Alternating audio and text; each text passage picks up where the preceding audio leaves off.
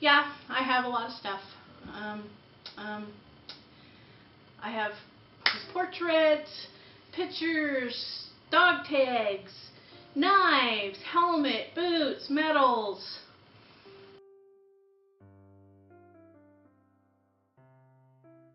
But my favorite item of Rob's was nothing that he even knew he had.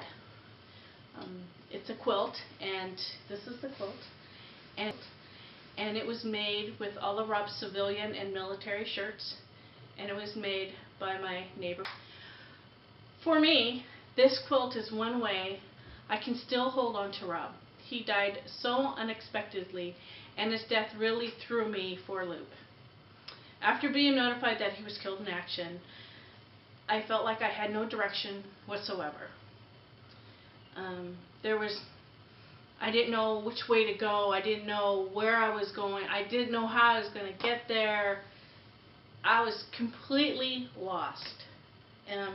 If you can imagine being adrift at sea in a raft and you're totally lost. You have no idea where you're going.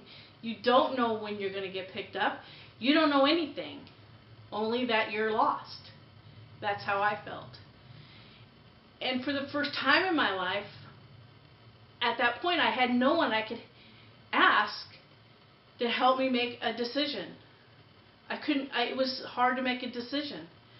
And to make it the right decision, I always bounced everything off of Rob. And he's gone. I didn't have anybody to do that with. And, you know, it was so hard. I miss Rob as much today as I did a few years ago. And I don't think that's ever going to change. Keith Anderson wrote a song, and it totally resonates with how I feel about my life. And it's called I Still Miss You. And some of the lyrics go like this. I've talked to friends. I've talked to myself. I've talked to God. I prayed like hell. But I still miss you. I tried sober. I tried drinking. I've been strong and I've been weak, and I still miss you. I've done everything to move on like I'm supposed to. I'd give anything for one more minute with you. I still miss you. You know, that's a song, and that says my life so clearly, so matter-of-factly. So here I sit today, still missing Rob,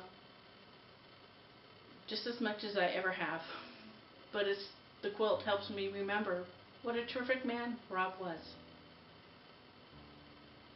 I love you, Rob. Always have, always will.